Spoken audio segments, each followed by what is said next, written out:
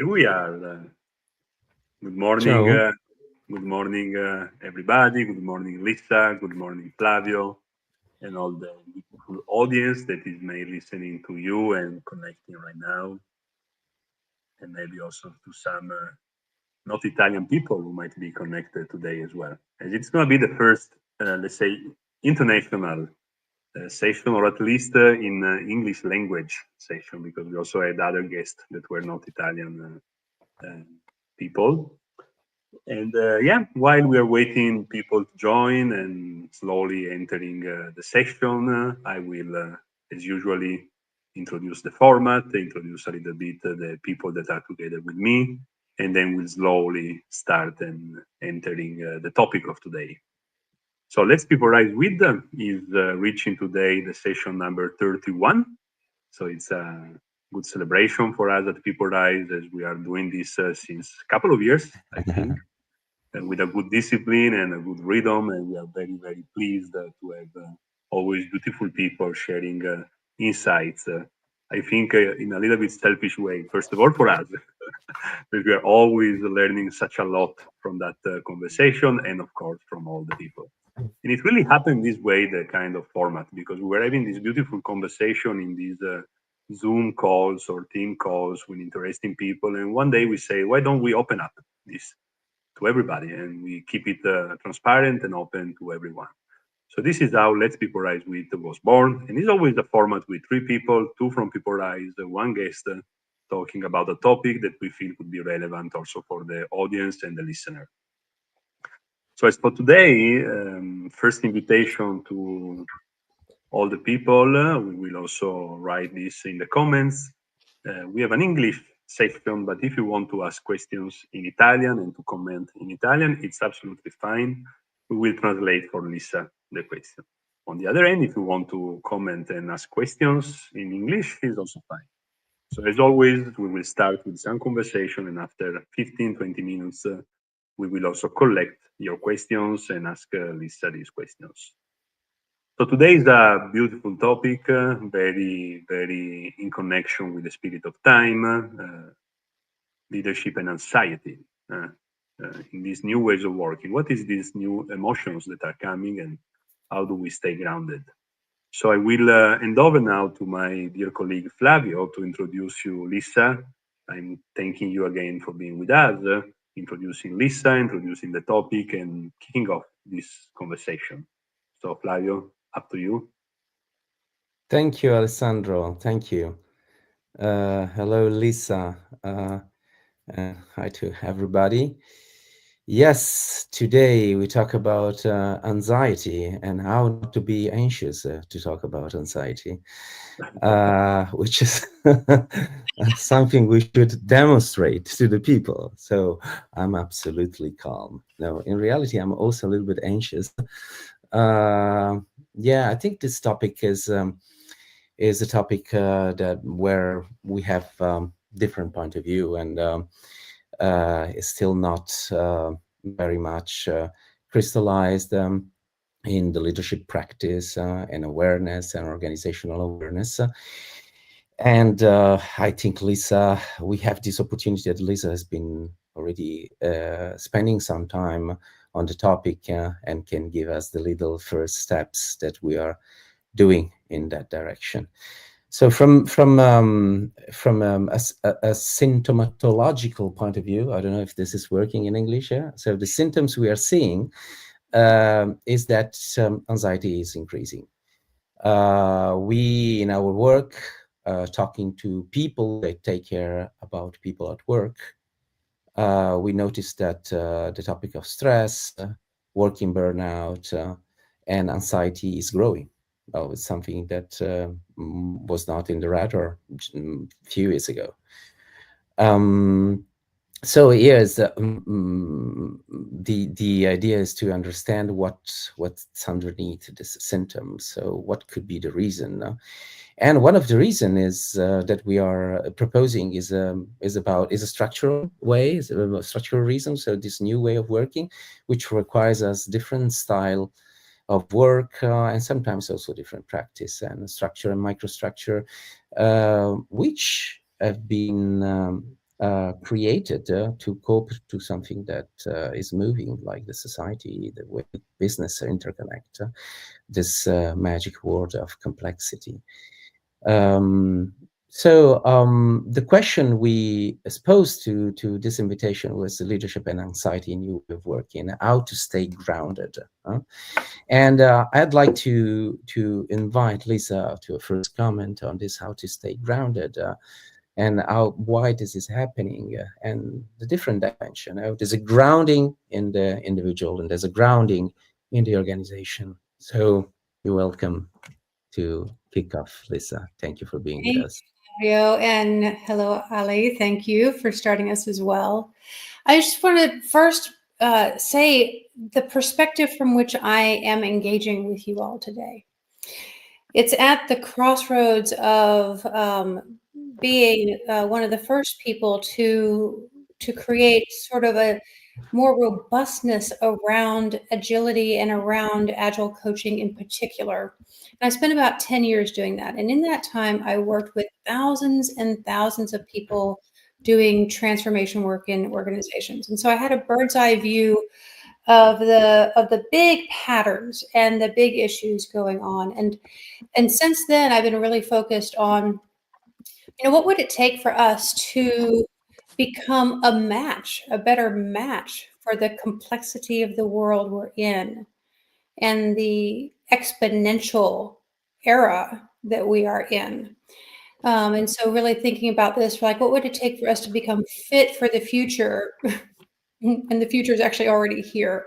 So this is really at the intersection of these two things, along with some learning I've been doing in the last year around trauma in the workplace, how trauma gets created, how we process trauma, how we include it and move through it to a better outcome. So as Flavio has laid out the big landscape of where we are talking today, know that those are my expertises, and there are a lot of other expertises that are needed in this conversation. So this will be impartial, not complete, but I hope helpful. So into the question itself, Flavio was saying, there are lots of reasons why we're hearing more about anxiety and burnout. In general, I would say the symptoms of trauma in the workplace. And the first thing I have to say about that is that our workplaces are producing it. So I think this is the thing for us to start to recognize, that the work that probably most of you listening do is work that is creative. It's work that hasn't been done before. It's work that requires a new kind of model. And the model you're probably in is one that was created to mass produce physical goods. So there's just a mismatch structurally between what you're being asked to do and the way you're being asked to do it. So it's totally normal that your human body, the animal of who you are, would have an adverse reaction to that. And because we're in systems and structures that are not made for the type of work we're doing, it produces all kinds of negative behaviors. It produces fighting for power. It produces conflict instead of collaboration. And in general, creates psychosis. I mean, I want to say this in a really strong way. Our organizations are actually creating psychotic people. And so I want us to understand that that's what is happening. Now we have all these new ways of working and these ways of bringing in structures, practices, behaviors, and even changes in belief that allow us to work in a way that is more natural for the type of knowledge work we're doing. But it's still countercultural. So yet this is another place where anxiety gets created, because you're being asked to work in a way that the current structure does not support. Okay, you got all that going on too. So you've got old structures that don't work. You've got new structures coming in that bump against the old structures. And here's the third one. The world is super anxiety producing right now. I think for most people, we would say that we are, who is this fictional we? I don't know, but let me just talk about I am encountering tremendous levels of stress to the point that all of my practices for working with it are just keeping my head above water. I'm having to actually develop some new practices to infuse myself with some more creative energy to be able to do a little bit more than just survive. And maybe you feel this way too, some of you out there. So big structural things going on, huge planetary challenges going on, and here we are sitting in the middle of it, trying to get something done. Yeah, wonderful and desperate at the same time. Yeah, is a big challenge. On what you said, you have been talking about symptoms that tell us that the workplace is producing this. So it's like a side result of what we're doing. Yeah, and when I was thinking about this topic recently, I had this personal feeling that the stress is becoming visible when the system, the work, the environment is asking me as expectation. And I look at me and say, oh, I don't have enough resource to actually cope with this expectation. But expectation, sometimes we think it's just a matter of workload. So very often when we talk with managers, we talk with people at work in our profession in Peoplerise, they more and more say, we don't have time. We don't have time to reflect. We don't have to. I'm bringing work at home. So it seems that there's this volume issue that is popping up. But I also have the impression that there are two more elements. There's this element of complexity and capabilities to cope with this new era that is complex and at the same time is asking us to regenerate more and more. Also there you may feel you don't have enough resources. And of course, as you said, organizational structure. And sometimes they say, oh, now we're going to distribute decision-making. We need to create meetings where people are really engaged. And we don't know how to start with this thing. So also this practice and organizational element on objects can create this feeling that I don't have the resource. What do we do as a leader in the organization? So that's a question to me. Yeah, given to this us. big mess, given this huge hairball of a mess, as a leader, what do you do in an organization? Thanks, Flavio. Thanks for that question. You feel you don't have the resource to reply? Yeah. So I'm working with a small leadership team right now. And they started with the idea that their organization would be self-organizing. So this was a long time ago. They were way ahead of their time. And then as they grew, they fell into the older structures because the newer ways of working were just not as common. They fell into it without even realizing they had fallen into all these old industrial model ways of doing things. And so in the last 7 years, they have more explicitly brought in these new ways of working. And it's, as you say, the there's a little bit of a collision between the new ways of working and those structures, even though they were somewhat temporary and not even chosen, those older structures, but also with how people have been conditioned. Even young people coming into the workplace have been conditioned in such a way to not want to take a decision. So you're talking about distributing decision making. So it's not as simple as saying to people, oh, you now have power to make decisions, right? So there are some new structures, behaviors, and group practices needed to support a move like that. And so I think this is where this collision of new ways of working and old structures is having some problems, because it's not enough just to make an edict from on high in the organization to say, okay, decisions are going to be made at the level where the most information resides. Now, that's reasonable to think that you want decisions made there. Of course we do, right? That's better. It's better for a complex, changeable era like we're in. Okay, great. Now those other things have to come along with it, which is why I think things like organizations like yours, like Peoplerise, and a handful of others can help organizations move into this way. Mm.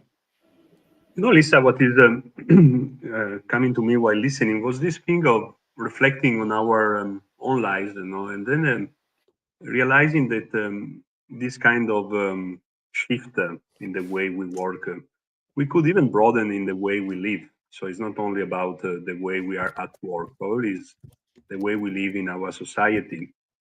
And it was coming this image while you were speaking. That, I mean, once, until probably 30 years ago, more or less, the kind of life of most of the people was to live close to their surrounding. I mean, I wouldn't say living the whole life in the same city, but maybe almost.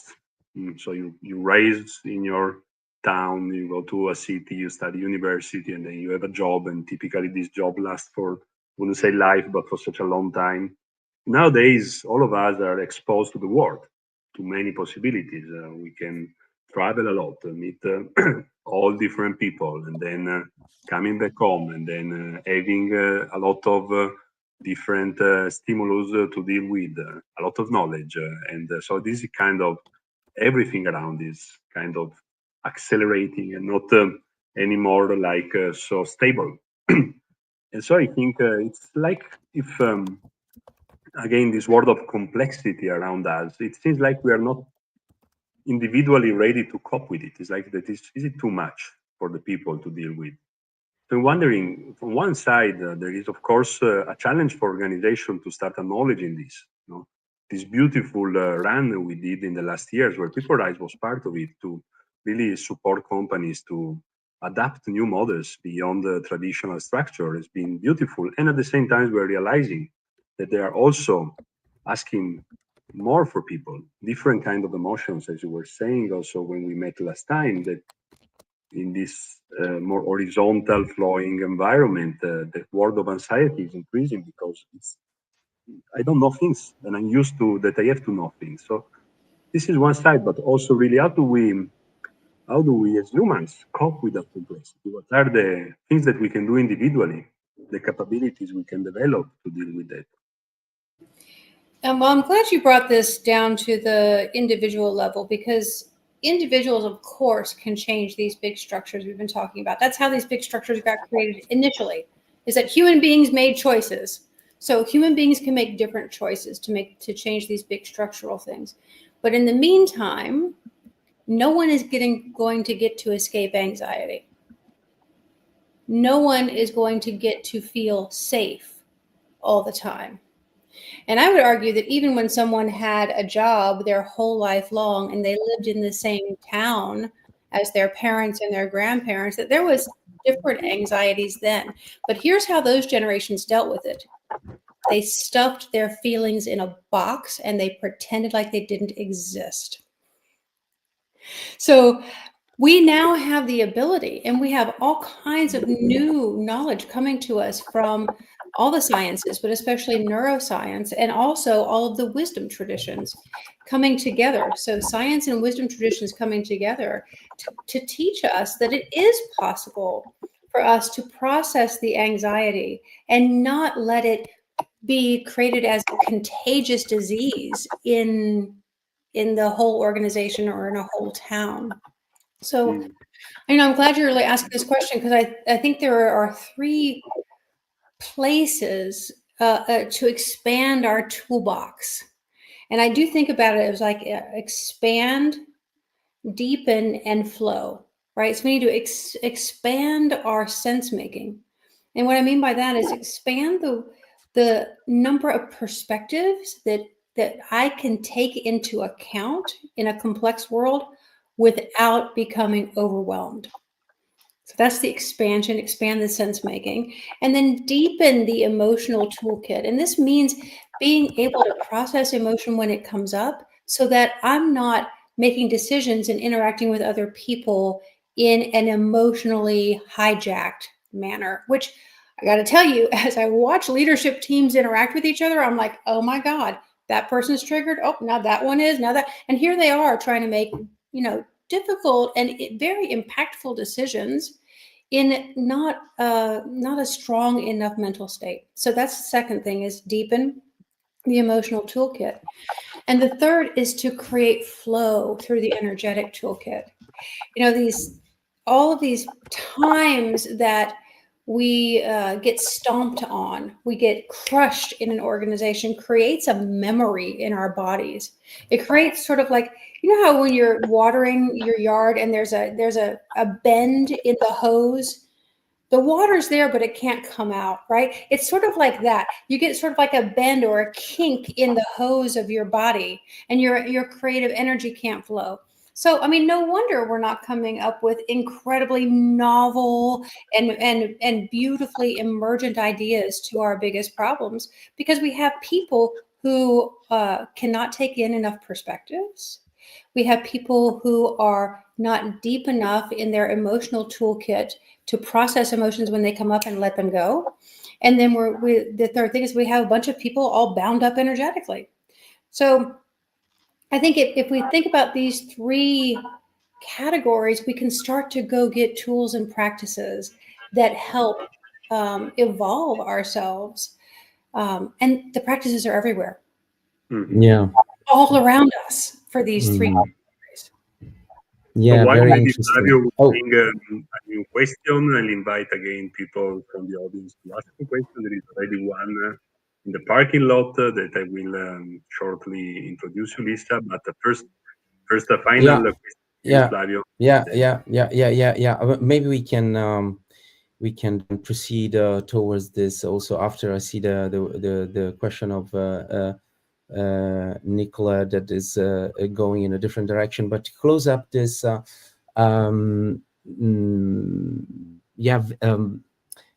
what you're opening here, I think, is from my point of view, is going to be more and more important. We're talking about emotional intelligence, and thank God we're working on that since some decades. Still a lot to work to do on emotional intelligence. But there's another field that is opening up recently, which is the somatic competence, which is when you say filling in the box. That box is our body. That's right. This is creating rigidity. And we can see rigidity of leaders that is influencing how the team is behaving. And so, there are in your country, there's somebody who's working in a very nice way, like Richard Strozzi-Heckler, who recently published a book, which is Being Human at Work, bringing somatic intelligence into your professional life, that is talking about this. And so I think that we have to, from an individual point of view, bring this somatic competence as a fundamental skill in leadership. But people will ask, what does it mean? And then the other element, which is the collective piece. So if feelings of an individual go in a box, and the box is the body of the individual, what about the feeling of the organization? What about the trauma of the organization? What is the body of the organization? And to me, the body of the organization are structure that are there and very difficult to change. So these limiting habits that are full of emotion, trauma, and also there we need a competence to do work in a somatic piece of the organization. So that to me is a wonderful future for us to research on. Yeah, me too. I think the upside of it is so huge, because when we can smooth out these energetic kinks in the individuals and the organization, then all the results we've been wanting will start to flow. You know, all of the easeful collaboration, all of the ability to make decisions quickly and without a lot of residue, without a lot of angst or worry about it. Like, all of those things will start to become much more possible. And I love the idea of the organizational body being its structure, sort of like its bones and its muscles. And I think about, what is the fascia? I don't know about this word in Italian, but the fascia is like the webbing that's in a human body. There's this web all the way through the human body that connects everything together. And when that gets tight, all of the organs, all the muscles, all the bones get tight. And maybe the fascia is more about how organizations function in society and their impact on society. So we have some more thinking to do about this. This sounds like a yeah. So do we want to bring some of the question, Ale? Yeah, let's start from Nicola Brisotto.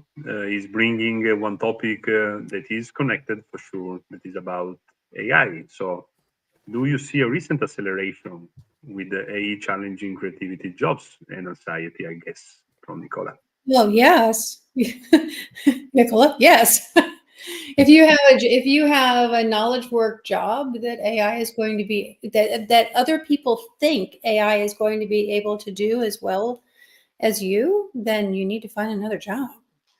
I mean, I don't think that AI is actually going to do most of these knowledge work jobs as well as the humans. But it can do a lot of things quite well. It's interesting how, I suppose people resisted the telephone too.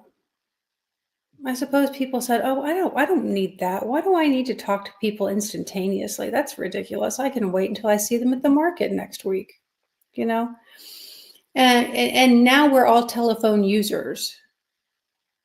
Now we're all smartphone users. My husband was in that generation of people who operated the first mainframe computers who couldn't do even a tiny fraction of what our smartphones can now do.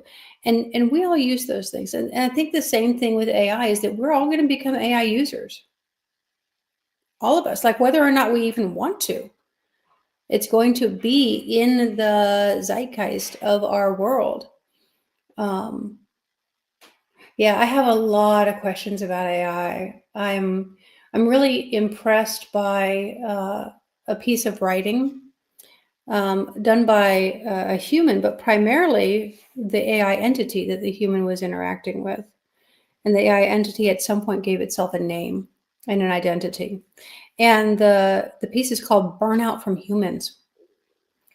And it talks about how humans are using AI in such a way that if the AI entity were alive, it would feel burned out. Be like, y'all are burning me out. The way you're using me is like totally not the best way we could be going about this together. And so it's a really beautiful piece to read if you want to find it online, called Burnout from Humans. And it is also a kind of a nice way to look at it, because typically, what we do on others is similar to what we do on us. So we're trying to project to the AI all our anxiety to have answers to everything, and we are stressing out the AI for us. It's like kind of a connection with that. Yeah. And yeah, we'll go to another question if you like, Lyssa, because there are many ones coming in. So we have one from. Yeah. Well, hello everyone who's joining live. And please keep on with the questions because we will try also to answer after the live. And also, Flavio, if you want to add on some of these questions, please feel free. And I will pick up from Let's Paula. pop up another one. Yeah. Yeah, Pop up another one. she's Yeah. saying deep and emotional toolkit is very interesting. How to go out from an emotional peak. So let's use also this moment to give us a little tip about what we can do when we feel into an emotional peak. Yeah, Paola, thank you for asking this question. The first thing is that you already have a recognition that there is something like an emotional peak. A lot of people don't even know when that's happening to them, right? So the first thing is for people to start to understand their own particular signals of when they're getting to a heightened emotional state. And a heightened emotional state is not bad, not at all. I mean, there's a lot of energy in it, right? It's just that it's not a great place to make decisions from, and it's not a great place to collaborate with other human beings from. So when you realize that the emotional state is too high to where you're not thinking clearly, to where these prefrontal cortex functions are not working. Now, those functions are things like listening, empathy, decision-making,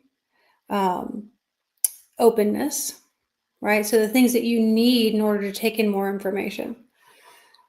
So the simplest thing to do, and you're going to think this is so stupid and so simple, and it is, and it just works. The simplest thing to do is to breathe in and out evenly.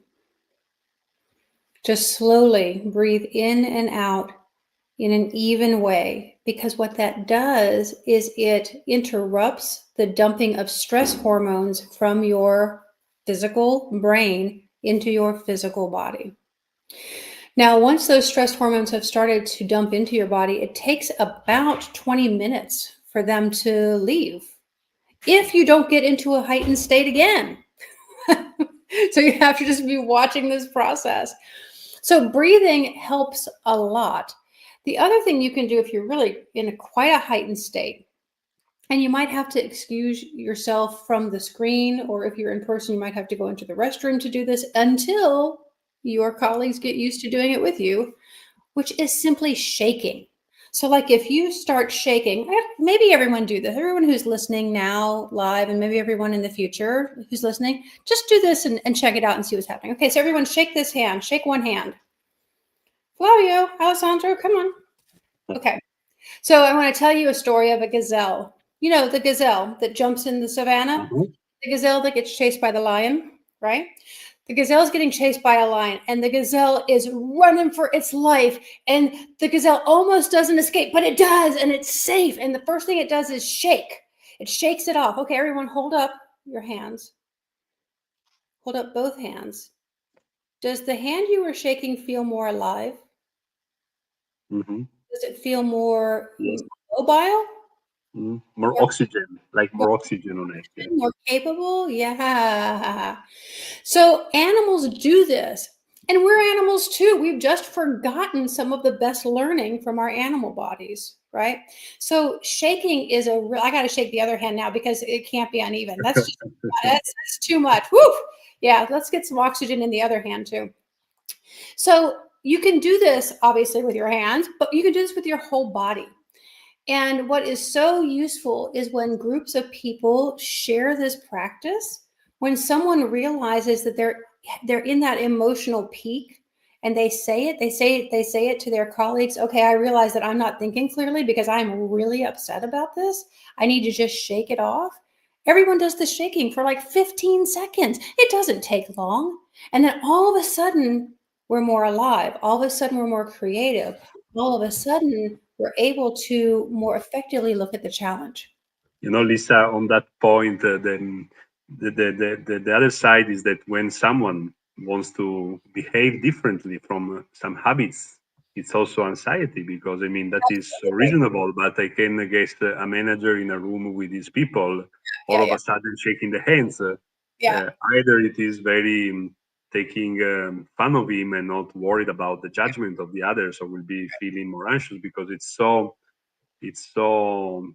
healthy what you're saying. It is. The problem is that we are keeping our kind of rigid things on. So we have emotions, so we don't let them go. We keep it inside. We don't want to show that we are emotionally thinking and feeling. But the problem is that the surrounding, that are forcing us not to behave this way. Yeah, exactly. So what you said earlier, though, Alessandro, is really a help, because you said that we're facing anxiety not only at work, but in every part of our lives.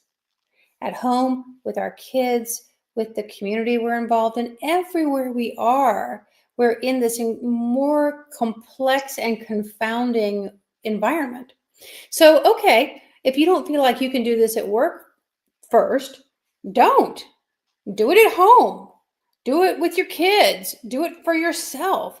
Do it until you see the benefits for yourself, and that those benefits are worth bringing to other people, whether or not they think you're crazy. Yeah, but at the same time, what you're saying is that doing this in the moment, according to me, what it's meaning to me is a great difference. Not letting it sink on you, that then become crystallized in your body, as Flavio was saying, and then it's more difficult to let it go later because it just fell down on you and you don't let it go. But really, having the practice and the habits in a community, in an organization, in a group of people, to just let go of these things when they happen. Flow. Just speak about it. Let them flow. The lovely phrase I heard someone say is that emotions are energy in motion. Mm-hmm. They're only a problem when we make them get stuck. Yes, that is what is coming to me by hearing you. Yeah. Let them go. So we're receiving a lot more emotions out of this very flowing world, because everything is moving, everything is changing, a lot of emotion, a lot of things. If we don't gonna be able to learn some skills and let them flow within us instead of stay rigid as the old structures. So like if we are rigid as the old structure in a new flowing world, that is where things can really create issues. Yeah, for sure. Very nice. So I would go.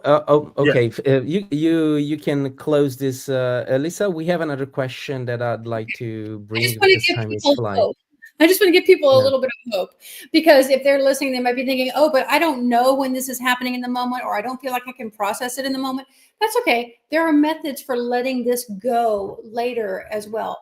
There are a little more, several steps, but the two things you can look up are a cord release, CORD, cord release. It's releasing the emotional and energetic connections that got created between you and a team, or you and an organization, or you and another person, or you and your mother. Works for that too. And then also transmutation of emotion. That's something that comes to us from the Zen lineage, and that works beautifully for releasing these emotions that have just gotten recycled in us over and over again. You know, when you can't let it go, that's the time you need to learn how to let it go.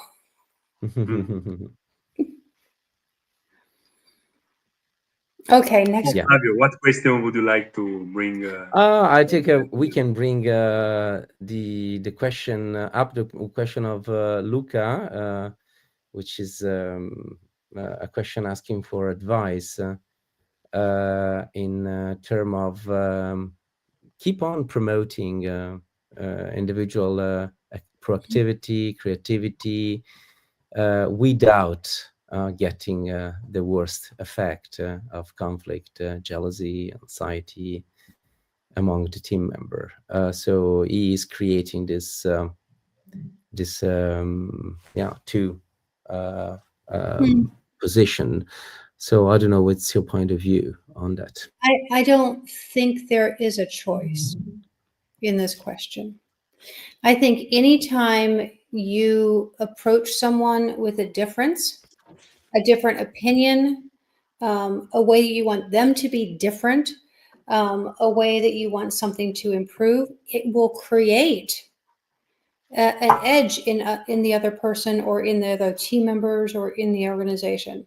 And that edge will have anxiety and, at the very least, concern in it. Anytime there's a difference, there's anxiety. There's only no anxiety when we are completely the same. And that hardly ever happens. So I think, give it up, Luca, is what I would say. Give up thinking that you can make changes like the ones you're talking about without creating anxiety, conflict, all of these things. And instead, just continue to broaden your skill set in both sides of that equation. In both how to process anxiety, how to help teams be more proactive, more creative together. So there's all kinds of structures and tools you can bring for that. And at the same time, helping them process the natural anxiety, conflict, or at least just basic concern that will come up anytime there's a difference. All Yeah, I right. have a personal question on this. I think we still have 5 minutes, and I think can be, if we can find something together, can help in this way. So we live in an organizational world where measure and mapping are very important.